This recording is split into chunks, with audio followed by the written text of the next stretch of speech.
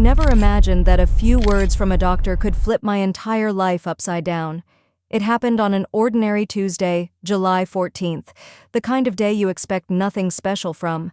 I had only gone with my daughter-in-law, Laya, to her last prenatal appointment at a well-known women's clinic inside St. Jude's Hospital.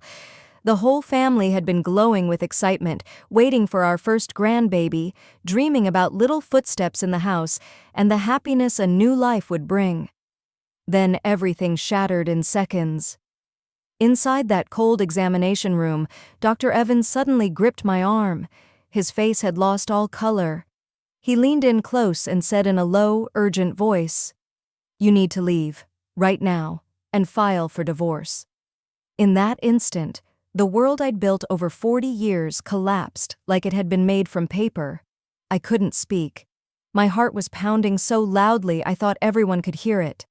Dr. Evans, usually calm and reassuring, now looked terrified as he stared at the ultrasound screen.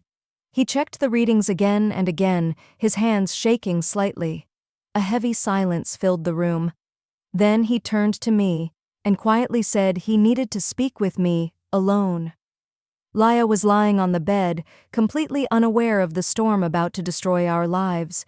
She looked at me and asked softly if everything was okay, if the baby was fine. I forced a smile I didn't feel and followed the doctor into a small side room. What I saw there destroyed the version of reality I had been living in.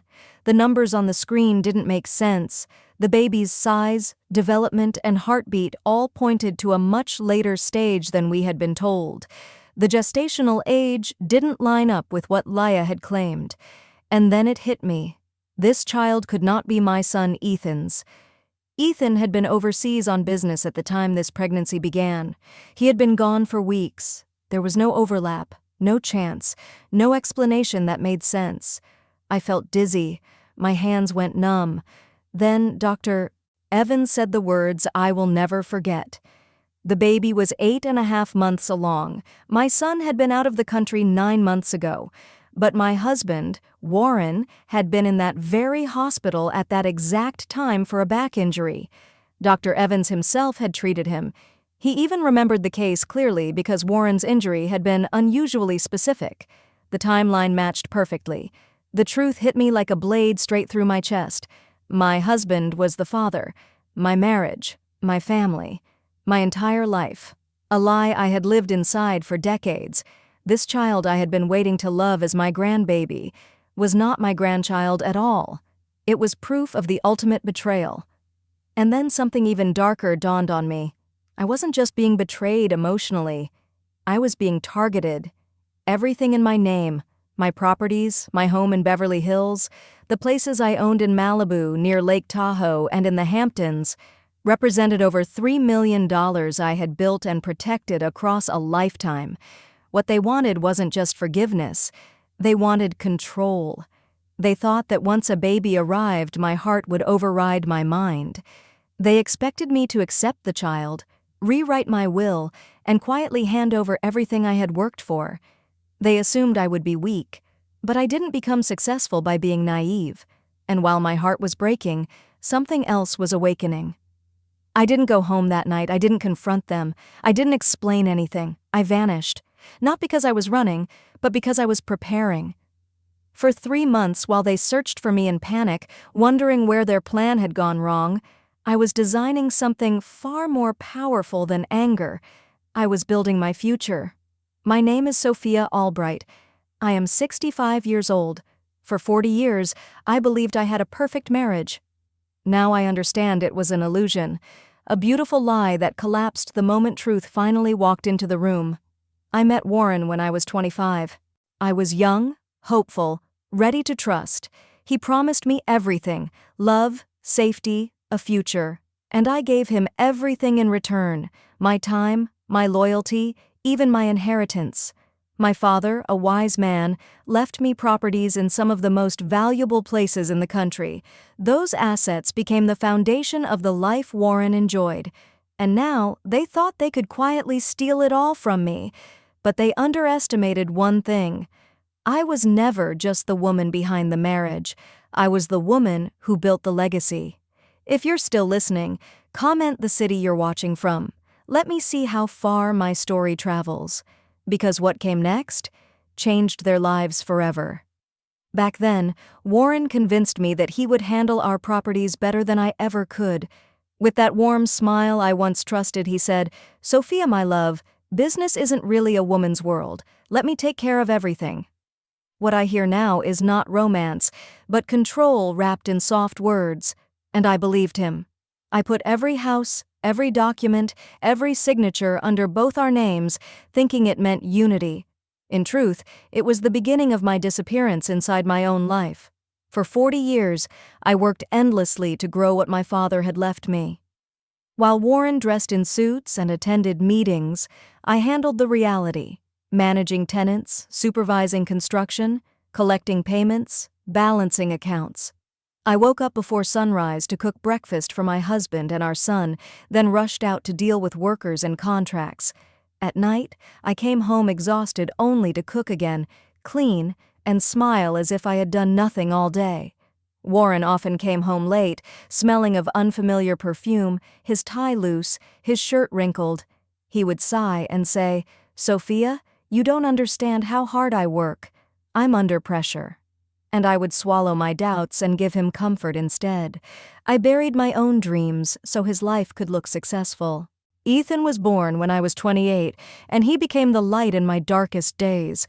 I raised him mostly alone while his father was always busy. I paid for the best schools, a private university, and an MBA, not with Warren's money, but with the wealth I built managing the properties. The world saw Warren as the businessman. I was the invisible one behind everything, the quiet engine keeping it all running. When Ethan married Leah, I truly believed my life was finally opening into something warm and new. She hugged me, called me mom, and told me through tears that I was the mother she never had.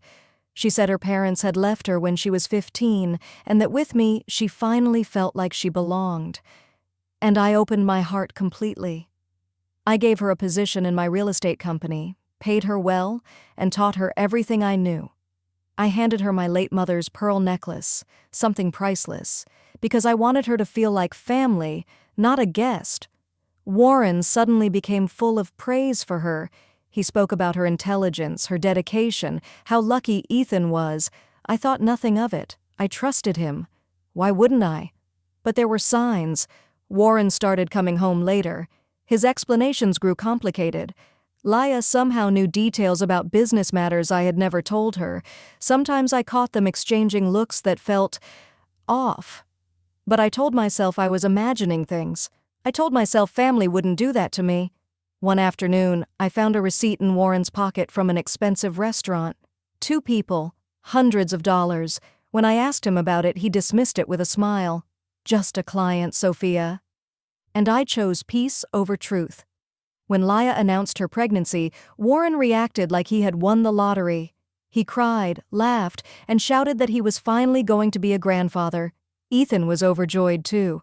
I started knitting tiny clothes, dreaming about a baby who would fill my house with life. Now everything suddenly makes sense. The secret expressions, the conversations that abruptly stopped when I walked into a room, the strange timing of business trips, Leah being unavailable whenever Ethan was gone. All of it forms a picture I can never unsee.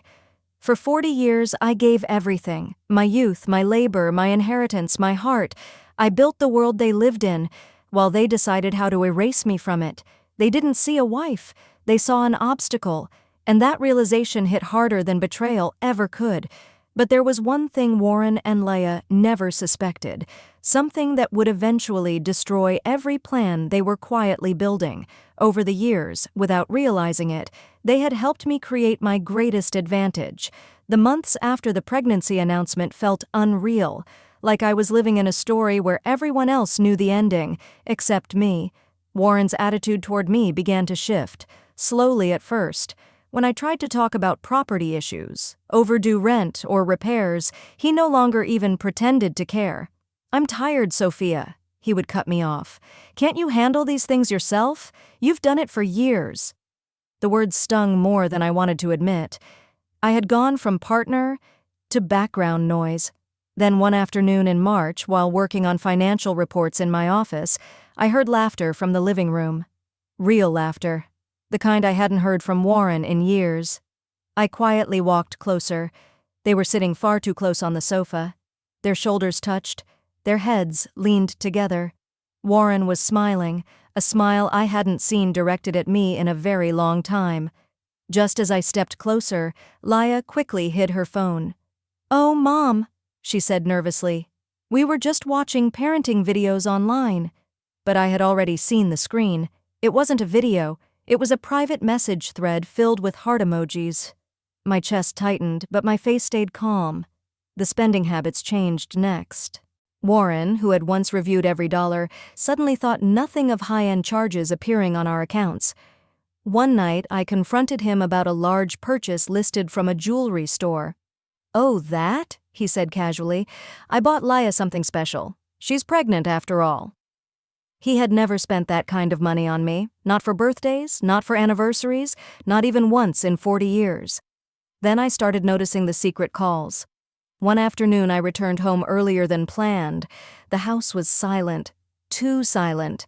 When I went upstairs, I found Warren in his home office speaking in a hushed voice. "Don't worry," he whispered into his phone. "She has no idea. Once the baby arrives, everything changes. We'll finally be free." When he noticed me standing there, he ended the call instantly, his face drained of color. "It was Ethan," he said quickly. "We were discussing work." I stared at him. "Ethan's in San Francisco. I just spoke to him." He froze, then forced out another lie. "Right.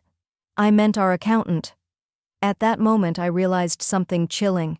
The truth wasn't slipping by accident. They were practicing lies. Laya began to change too. The affectionate young woman who once followed me everywhere started pulling away. One evening, as I cooked her favorite meal, she sighed impatiently. "Mom, you don't need to do all this for me. I can handle myself." I smiled gently. "I just want to take care of you. You're carrying my grandchild." She hesitated, then muttered, "Sometimes you're too much. I need space." Too much. After all I had given her. Then came the moment I could no longer ignore. One morning, Laya casually mentioned a rent issue from our Malibu property, something I hadn't told anyone yet. I asked how she knew. "Oh, I don't remember," she said quickly. "Pregnancy brain, I guess." But I knew that excuse wasn't real. Only one other person knew. Warren. He began coming home later and later, each excuse more dramatic than the last. Late meetings, long dinners, foreign clients, exhaustion, and every time, the same unfamiliar scent on his clothes. By June, the weight of it all crushed me. When Warren walked in late one night, I finally said the words I had been holding inside for months, and nothing was ever the same again. "Warren," I said one night, forcing my voice to stay calm, "I need you to explain what's going on. You come home late every night, money is disappearing, and you treat me like I don't belong in my own house anymore." He didn't even try to soften his response. He looked at me with eyes I barely recognized, empty, sharp, distant. "Sophia," he said coldly, "you're imagining things. You've become exactly what I feared. An aging woman with nothing to do but create problems. If you don't like my life, that's not my concern." Those words cut deeper than anything he had ever done, after 40 years, after everything I built. I didn't argue. I didn't cry in front of him. Something inside me changed instead, quietly. I realized that if I confronted him any further, I would only give him an advantage. The final proof came at Laya's baby celebration. I had organized everything: elegant decorations, music, catering, dozens of guests. I wanted her to feel special, cherished. I spent a small fortune because I believed she was family. During the party, I noticed Warren and Laya slipping into the kitchen again and again. Finally, I followed, and I saw them holding each other, whispering, smiling the way he once smiled at me. "Soon," I heard him say gently, "we won't have to pretend anymore. Once our child is here, everything changes." Our child. They broke apart the moment they saw me. Laya turned pale, then quickly forced tears into her eyes. "Oh, Mom," she said, pretending, "I just got emotional. Your husband is comforting me." That night I didn't sleep. For the first time in 40 years, everything suddenly made sense. They were not hiding anymore. They were already living a future without me. What they never considered was that I still had control over more than they realized. After the hospital appointment, I didn't go home. I couldn't face them. Not yet. I drove straight to a private hotel in Los Angeles and locked myself away for a week. I needed silence, distance, space to breathe and think. For days, I cried until I thought nothing was left inside me. But then, the tears stopped, and something else took their place. Clarity. I called Ethan. "My son," I said, steady but firm, "you need to come to Los Angeles right now. Something serious is happening." He panicked immediately. "Is Laya okay? Is the baby okay?"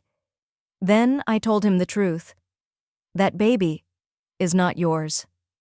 There was nothing but silence on the call, heavy, broken. Then his voice cracked. "Mom, are you sure?"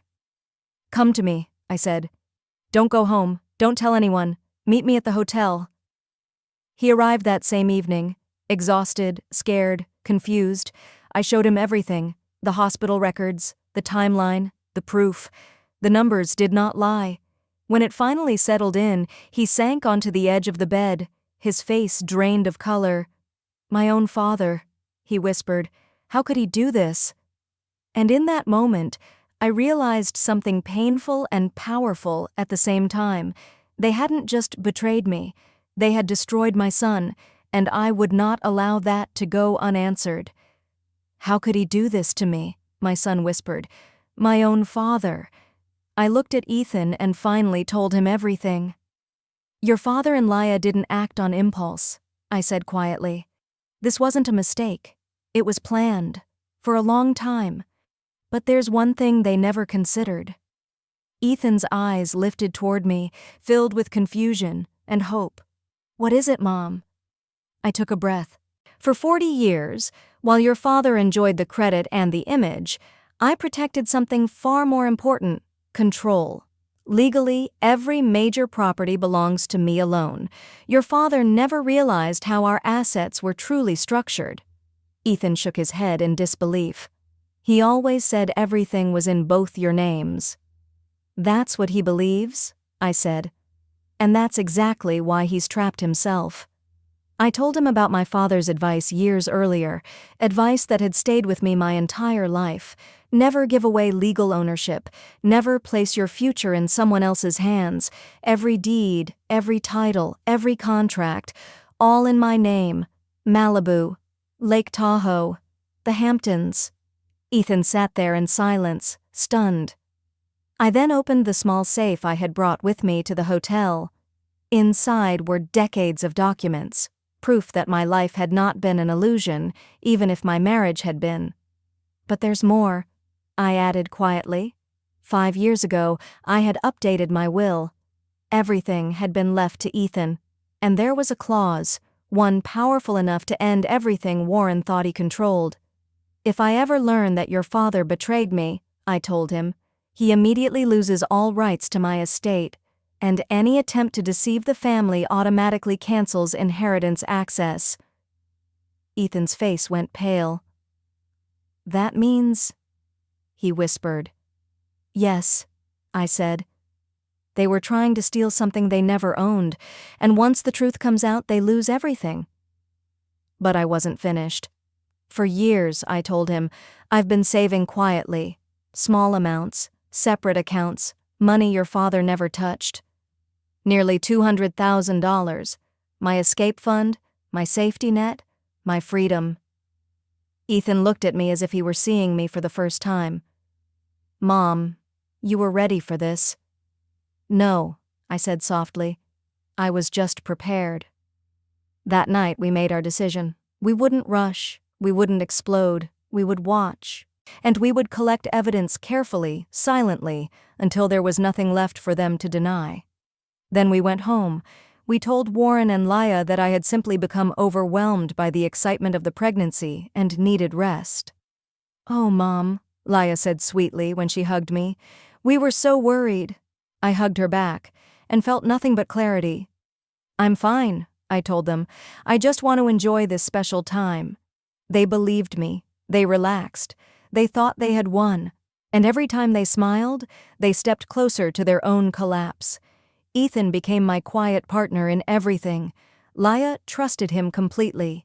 She had no idea he was listening carefully, storing every detail, watching everything. One night at dinner, Ethan leaned toward her and said gently, "Honey, can I ask you something?" And that's when the final act began. "I've been thinking," Ethan said one evening, calm and casual, "that we should do a paternity test after the baby is born, just to make sure all the paperwork is in order, especially with my mom's estate." The reaction was instant. Laya's face lost all color. Her fork slipped from her hand and hit the plate with a sharp sound. "A test?" she snapped. "Why would you even say that? You're the father. That's insulting." Ethan kept his voice gentle. "I'm not accusing you. It's just a legal formality. My mom owns a lot of property. Everything has to be documented correctly so no one can challenge anything later." Warren nearly choked on his drink. "That's unnecessary," he said too quickly. "A complete waste of money." "Oh, Warren," I said softly, smiling. "When it comes to protecting our grandchild's future, nothing is unnecessary." He had no answer.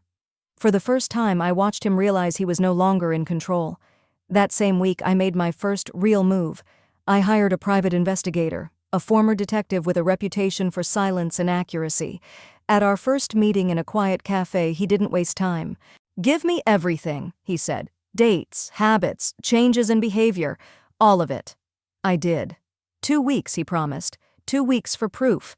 Then he looked at me seriously and warned me that what we uncovered would be painful, even if I expected it.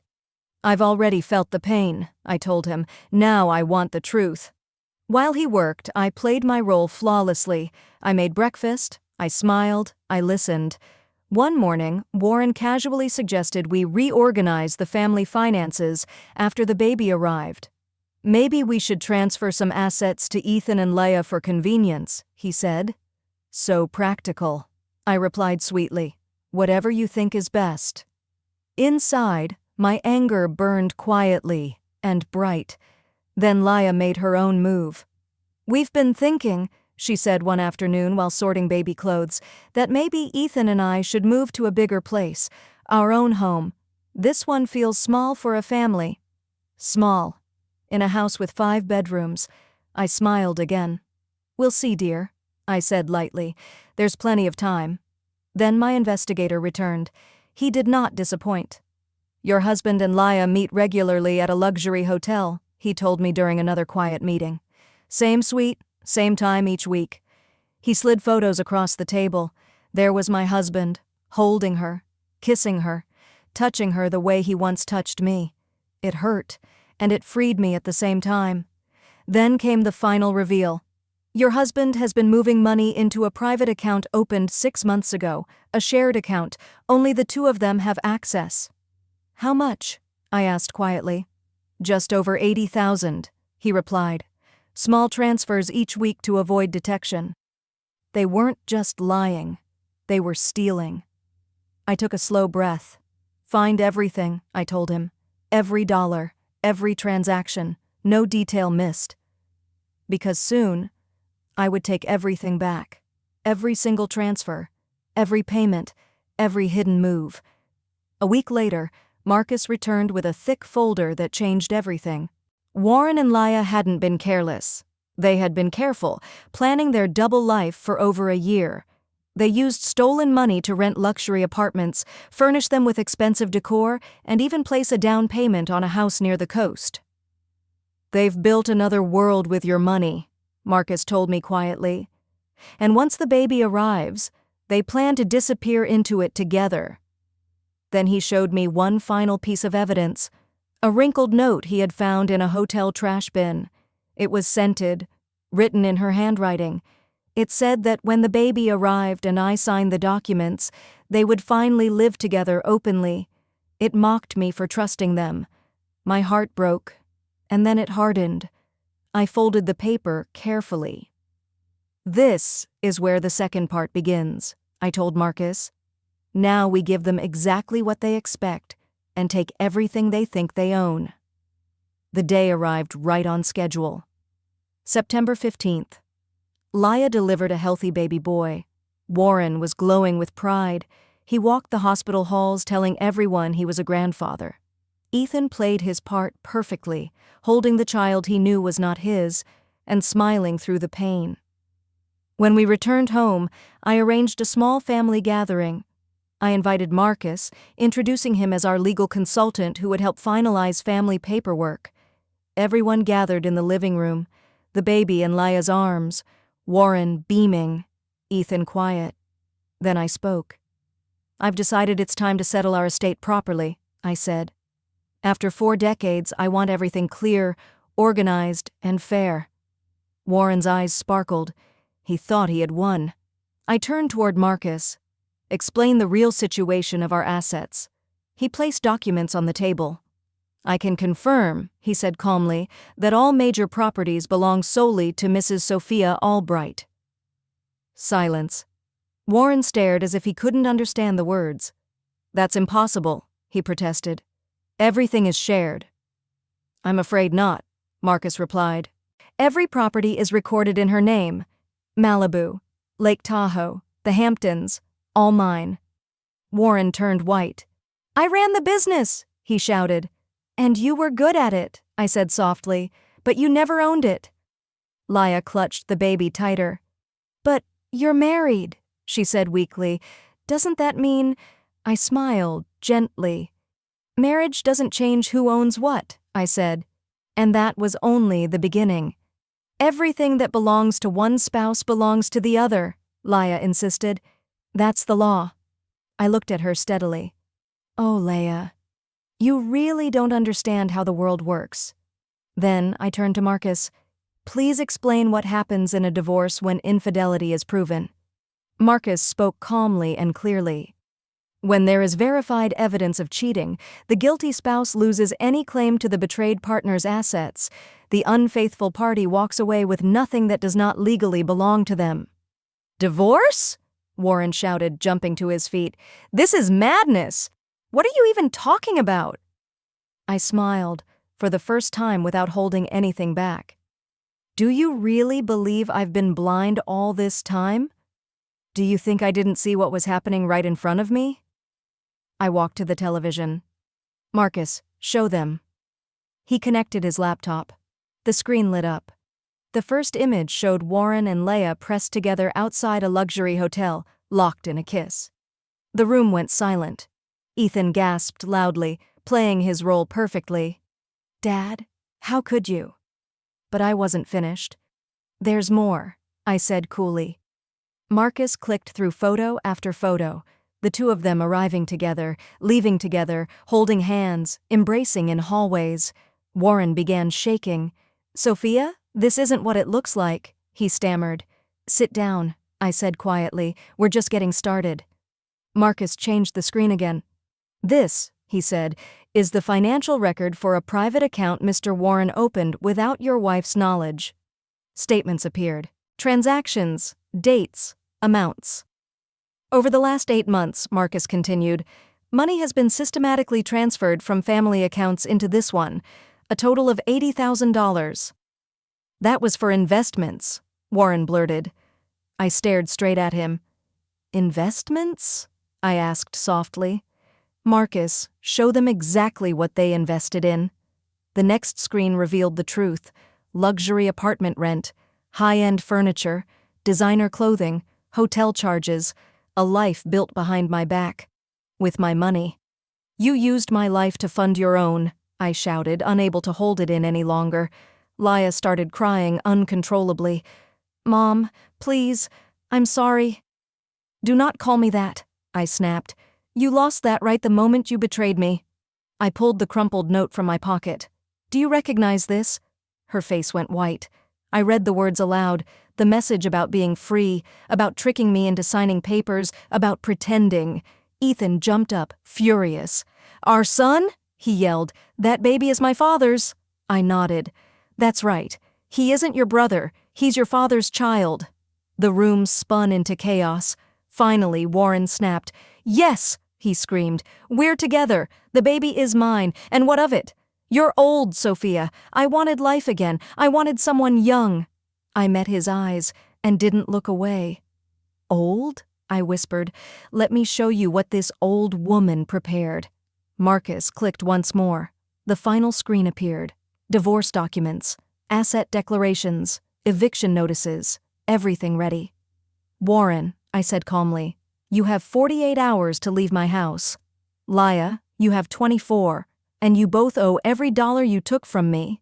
He collapsed into anger. "I'll sue you." I laughed. Real laughter this time. "Marcus, would you explain his situation?" Marcus didn't hesitate. "Given the evidence, Mr. Warren has no legal claims, no assets, no support. You also face legal consequences for financial misconduct." Laya cried openly. "We have nowhere to go, no money." I looked at her without emotion. "Then you should have thought of that before destroying someone else's life." Warren stared at me in silence, his world in ruins, and for the first time in decades, I was free. "If you go through with this," Warren warned, his voice shaking, "you'll end up completely alone." I stepped closer until we were face to face. "Warren, I have been alone for 40 years, I said quietly. "The difference is, now I no longer pretend otherwise." Ethan wrapped his arms around me. "Mom, you're not alone. I'm here, always."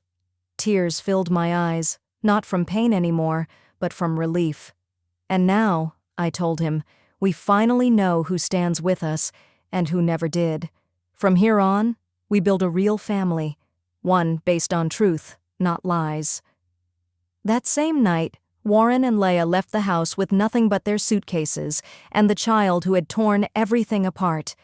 I watched them from my bedroom window as they disappeared into the back seat of a taxi, looking small and broken, like actors who had forgotten their lines. What they didn't know was that this was only the beginning of their downfall. 6 months later, my life had transformed, but not in the way they imagined. The house felt empty at first, quiet, but it was a peaceful kind of quiet, not the silence of tension, the silence of freedom. Ethan finalized his separation quickly. With the evidence we had, everything unfolded cleanly. No long battles, no unnecessary drama. The child was never legally tied to him. One morning, sitting on the patio with coffee in hand, Ethan looked at me and sighed. "I don't understand how I missed it. The signs were everywhere." I took his hand. "When you love someone, you don't assume they will hurt you. That doesn't make you foolish, it makes you human." Then came the consequences for Warren and Laya. Without access to my money, they couldn't maintain the illusion they had built. The expensive place they once lived in was short-lived. Within weeks, their lifestyle collapsed. I continued receiving regular updates through Marcus. Warren had found work far outside his old prestige.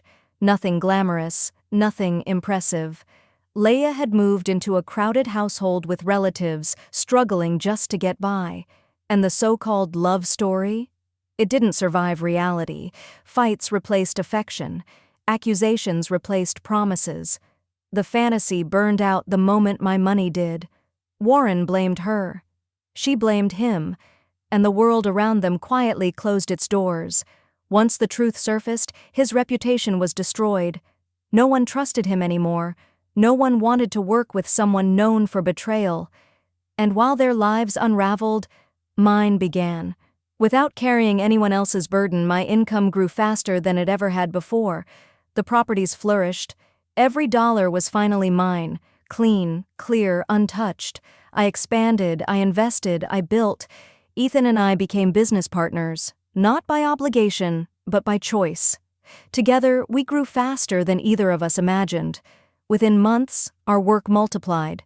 For the first time, he wasn't living in someone's shadow. "I'm proud to work with you," he told me once as we reviewed our numbers, "not as someone's son, but as your partner." And at 65, I finally lived for myself. I traveled. I changed the house. I filled my days with color instead of quiet suffering. I stopped being a background character in my own life. And I never looked back. One quiet afternoon, while I was taking care of the flowers in my new garden, a place that finally felt like mine, my phone rang. It was Warren. His voice sounded thin, empty, nothing like the man I once knew. "Sophia," he said, "I need to talk to you. I made a terrible mistake." I didn't respond right away. "What do you want?" I asked calmly. "Laya is gone," he confessed. "She left with another man, someone who could give her more than I ever could. I have nothing now, no family, no future." I listened in silence. Then he whispered, "Can we try again? We were together for 40 years. Doesn't that mean anything anymore?" I laughed, not out of cruelty, but because for the first time in my life, I wasn't lying to myself. 40 years does mean something, I replied. It means experience, it means clarity, it means knowing exactly what I will never accept again. Then I told him the truth. "You didn't lose me when she left. You lost me the moment you decided I was disposable. You didn't choose love, you chose comfort, you didn't choose me, and now you get to live with that." He begged. He promised change. He asked for one more chance, but I had changed too. "I'm not the woman who waits quietly for respect anymore," I said softly. "I'm not the one who pretends everything is fine while being slowly erased. I finally chose myself." And then I ended the call. He never tried again. Months later, I learned he had attempted to challenge what I had done through legal channels. It went nowhere. The truth had already sealed his fate. 1 year after that moment in the hospital, my world looks nothing like it used to. Ethan remarried, a woman who brings warmth, honesty, and peace into our lives. When she hugged me after hearing my story, she whispered that she hoped to become a woman like me one day, and now we're waiting for my first real grandchild, a little girl, a child born from love, not manipulation. Laya tried reaching out once. I didn't answer. Some doors close for a reason. Warren lives quietly now. No reputation, no comfort, no illusion left to protect him. The fantasy lasted only as long as the money did. These days, what surprises me isn't the betrayal. It's the discovery that life doesn't end at a certain age. It begins the moment you stop settling. If you're listening to this and you feel invisible, if you're giving everything and receiving nothing, if you've been told you're too old, too emotional, or too difficult, remember this: strength doesn't fade with time.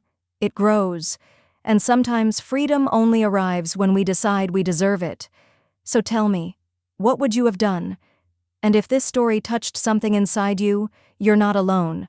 Your next chapter can still be written.